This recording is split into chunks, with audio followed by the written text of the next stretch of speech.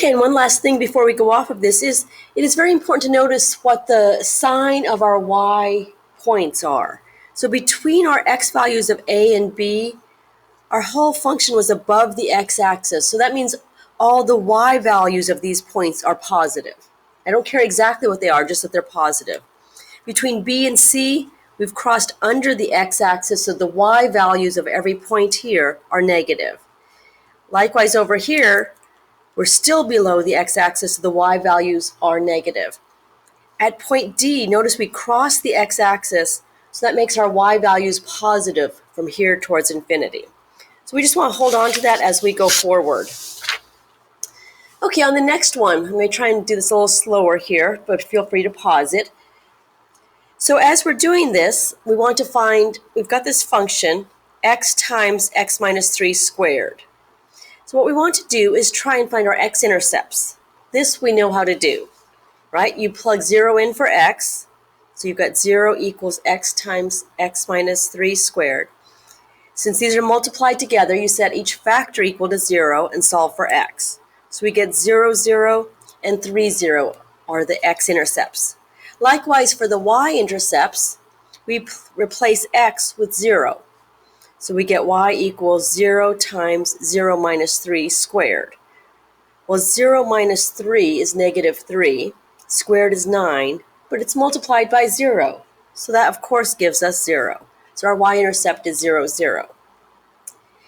Next, it asks us to find some points, find the intervals on which the graph is above the x-axis and the intervals where it's below the x-axis. Okay, so what I've done here is I've drawn a number line, very rough, and I've put in 0 and 3 because those are my x-intercepts. Those are the only ones I care about.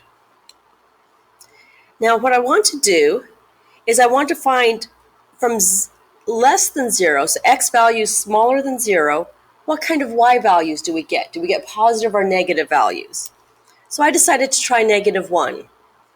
I've taken negative 1, and I've plugged it into my function. I've replaced x with the negative 1. So negative 1 times negative 1 minus 3 squared. Negative 1 times minus negative 3 gives you a negative 4, but we square negative 4 to give us the 16. 16 times negative 1 is negative 16. So the key there is that it's negative. So I've just put some negatives over here to remind me that the y values here from 0 to negative infinity are going to be negative. Likewise, I want to try some points now between 0 and 3. So I plugged in the value of 2. If I plug 2 into the function, 2 times 2 minus 3 squared gives me 2 minus 3 is negative 1. I square that, I get a positive 1. Positive 1 times 2 is 2, but the important thing is it's positive. So I'm putting some plus signs. And I like to put them just above the x-axis, so it's very clear to myself. And finally, if x is greater than 3, what happens? So I'm going to take the value of 4. You could pick any number greater than 3. I'm going to take 4 and plug it in. So 4 times 4 minus 3 squared, what do we get? Well, 4 minus 3 is 1. Square 1, we get 1, times 4 is 4. In other words, a positive number. So again, I've just put some more pluses up here to indicate what's going on. So that's my very rough ideas. I know I'm below the x-axis here, I'm above the x-axis, and I'm above the x-axis. So I need to figure out what this looks like. Okay, so to figure out what this looks like, we could put it in the calculator.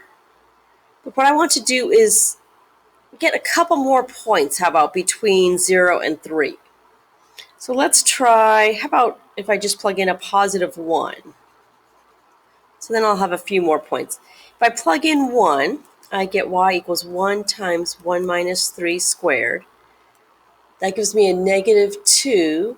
Square that gives me a 4, so a positive 4. Okay, I think I'm getting some ideas of what this might look like.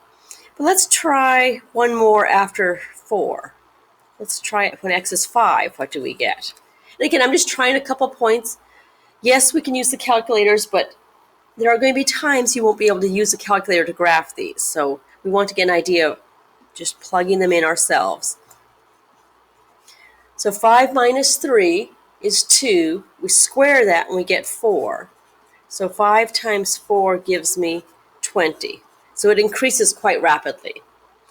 Okay, and our final thing that we're asked to do, part C, is locate the points on the graph and connect all the points with a smooth, continuous curve. So here's where I want to be a little bit more accurate. So let's go ahead, draw our grid in. There you go. And let's go at least from up to 5, because we've got those graphed. Or we've got points. And we've got to have x's and y values. So as we put these in, when x was 0, we know that that was a y-intercept. So we'll go ahead and put that in. And when x was 3, we have an x-intercept. So we've got 0, 0, and 3, 0. Now, from this little chart that I created, we know that when we go to x value smaller than 0, y is negative. So when I draw this, I'm not too concerned the exact values here. And actually, we did plug in negative 1. Negative 1 gave me negative 16, so it's way down here. There we go. And we just put the arrow on there to indicate it keeps going. When x was 1, y was 4. 1, 2, 3, 4. When x was 2, y was 2. 3, 0. 4, 4. So let's put that one in. That's about there. 5, 20. So way up there. I can't even fit it on. So if I draw a smooth curve here, oops, all the way up to there, that's kind of what the function is going to look like. And it's okay to have a rough estimate at this point. That's what we're just trying to do. Okay, so we've got that done. Let's go on to the next page and see what we're going to do. Okay, so points on the graph where the graph changes from an increasing function, so that means where the y values are getting bigger, to a decreasing function, or vice versa, are called turning points.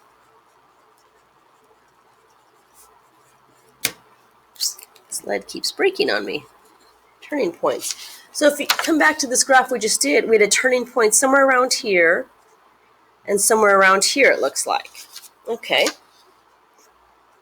So turning points, if a polynomial function of degree n has at degree n, then the function has at most n minus 1 turning points.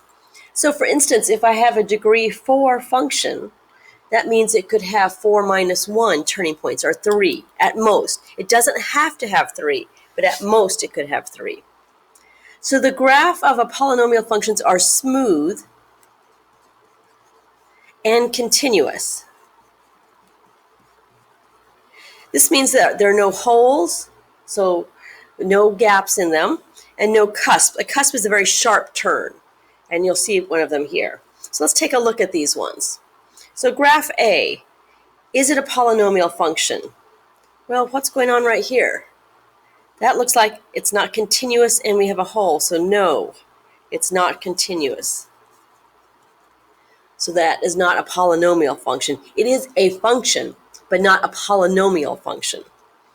Okay, this one looks nice and smooth. That looks good. There are no holes. Yes, this one is a polynomial function. Okay, this next one, it's looking fairly smooth, and then we've got this sharp little thing here. That's not smooth, so no, that is not smooth. Okay, and our last example here is this one, polynomial function. Well, let's see, it comes up, it gently turns, so we've got a turning point, it turns right here, and it turns right here. Yeah, that is a polynomial function. If we had to guess the degree of this, we've got one turning point, 2, 3. So the minimum degree would have to be the number of turning points plus 1. So this would have to be at minimum degree 4. Okay, one last thing on this video, our end behavior. End behavior is critical as we start to move towards calculus. End behavior tells you what the function is doing as you get closer to infinity with x, and as x gets closer to negative infinity. So this is read as x approaches infinity, x approaches negative